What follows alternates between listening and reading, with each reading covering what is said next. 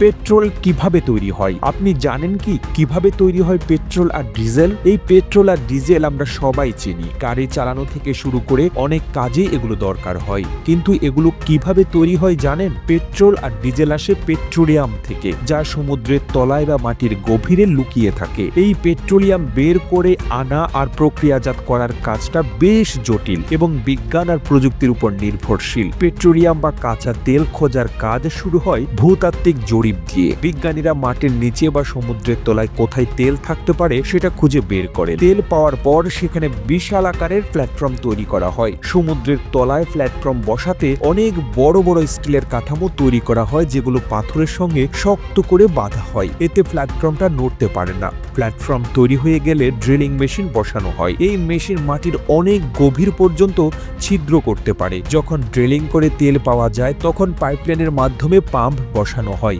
এই পাইপ আর পাম্পের সাহায্যে তেল সমুদ্রের তলদেশ থেকে প্ল্যাটফর্মে তোলা হয়। শুধু সমুদ্র নয়, মাটির উপরও তেলের উৎস পাওয়া গেলে সেখানেও একইভাবে ড্রিলিং করে তেল তোলা হয়। কাঁচা তেলকে সরাসরি ব্যবহার করা যায় না, কারণ এতে অনেক ধরনের উপাদান মিশ্রিত থাকে। তাই এটি পাঠানো হয় রিফাইনারিতে, যেখানে তেলকে আলাদা আলাদা ভাগে ভাগ করে পেট্রোল, ডিজেল, কেরোসিনের মতো জ্বালানিতে রূপান্তর করা হয়। রিফাইনারিতে তেল শোধনের প্রথম ধাপ হলো ডিস্টিলেশন। এটা বোঝানোর জন্য সহজ উদাহরণ হলো, ধরুন এক গ্লাস পানিতে লবণ মিশিয়ে সেটি গরম করলে পানি বাষ্প হয়ে উড়ে যায়, কিন্তু লবণ পাত্রে থেকে যায়। বাষ্পটাকে ঠান্ডা করলে আবার পানি পাওয়া যায়। পেট্রোলিয়াম শোধনের ক্ষেত্রেও একই ধারণা প্রযোজ্য।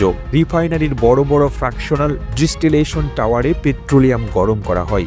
এতে তেলের বিভিন্ন অংশ ভিন্ন তাপমাত্রায় বাষ্প হয়ে যায়। যেসব উপাদানের উত্তোলন বিন্দু, বয়েলিং পয়েন্ট কম, সেগুলো আগে বাষ্প হয়। পেট্রোল প্রথমে বাষ্প হয়, তারপর ডিজেল, কেরোসিন এবং শেষে ভারী তেল আলাদা করা হয়। পেট্রোল আর ডিজেল আলাদা হওয়ার পর এগুলোকে বড় বড় ট্যাঙ্কে জমা করা হয়। এরপর এগুলো ট্যাঙ্কার, ট্রাক বা পাইপলাইনের মাধ্যমে বিভিন্ন জায়গায় পাঠানো হয়। পেট্রোল আর ডিজেল আমাদের কাছে পৌঁছায় পেট্রোল পাম্পে, যেখানে আমরা সেগুলো কিনে ব্যবহার করি। পেট্রোল আর ডিজেল তৈরি করার পুরো প্রক্রিয়াটা অনেক দীর্ঘ এবং জটিল, কিন্তু এর পেছনে আছে বিজ্ঞান আর প্রযুক্তির অসাধারণ ব্যবহার। এইভাবে মাটির গভীর থেকে তোলা কাঁচা তেল আমাদের গাড়ি চালানো থেকে শুরু করে অনেক কাজের জন্য গুরুত্বপূর্ণ জ্বালানিতে রূপান্তরিত হয়। প্রতিবেদনটি তৈরিতে তথ্য ও উপাত্তের সাহায্য নেওয়া হয়েছে দূরবীন ডেইলি নিউজ নামক ফেসবুক পেজ থেকে।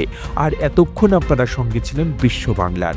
সেই সঙ্গে আপনি বাংলাদেশের কোন জেলা থেকে এই ভিডিওটি দেখছেন আমাদের কমেন্ট করে জানান। আমরা পরবর্তী ভিডিওতে আপনাকে ধন্যবাদ জানাতে ভুলব না। এতক্ষণ বিশ্ব বাংলার সাথে থাকার জন্য অসংখ্য ধন্যবাদ।